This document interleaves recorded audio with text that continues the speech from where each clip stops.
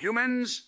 Another day more, another dayless. Here is your ultra-condensed news roundup for today. Spain's government vetoed opposition amendments on migrant regularization, apparently finding administrative efficiency more appealing than endless paperwork. A study warned Spain's economy would shrink without more immigrants, proving that even a shrinking labor pool needs a good PR team. Elche deployed a 716-officer security plan for Easter processions, ensuring that no one accidentally confuses solemnity with a street party. The far-right Vox Party is reportedly tearing itself apart over a Stalinist cult of leadership, because nothing says unity like internal accusations of dictatorship. Tensions between Israel and Spain escalated after an Israeli minister's insult to Sanchez, suggesting international relations are just a series of thinly veiled Twitter feuds. Barcelona absolutely thrashed Real Madrid 6-2 in the Women's Champions League, reminding their rivals that some royal battles are simply no contest. Spain's IBEX 35 stock index climbed,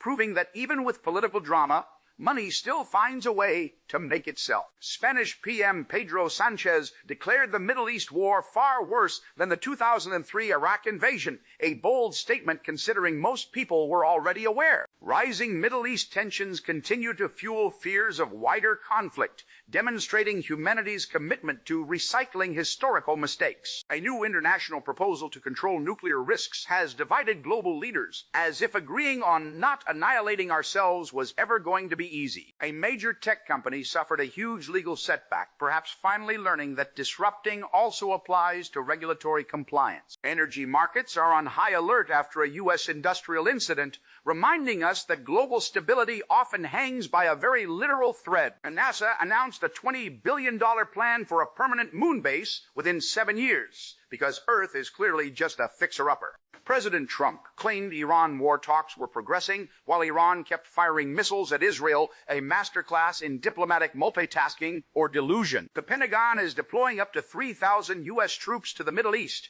ensuring there are enough personnel to properly observe the ongoing chaos. BlackRock CEO Larry Fink suggested plumbing is more vital than law in the AI era, so perhaps it's time to invest in a good wrench instead of a law degree. Ghana pushed for slavery reparations in a landmark UN vote, finally putting a global spotlight on historical injustices that are long overdue. In 1992, Soviet cosmonaut Sergei Krikalev returned to Earth to find his country, the Soviet Union, had vanished, proving space travel can lead to unexpected geopolitical surprises. For today, the 85th day of the year, indulge in adjaruli khachapuri, a Georgian boat-shaped bread filled with cheese and topped with an egg and butter. That is all, folks. Let us get busy.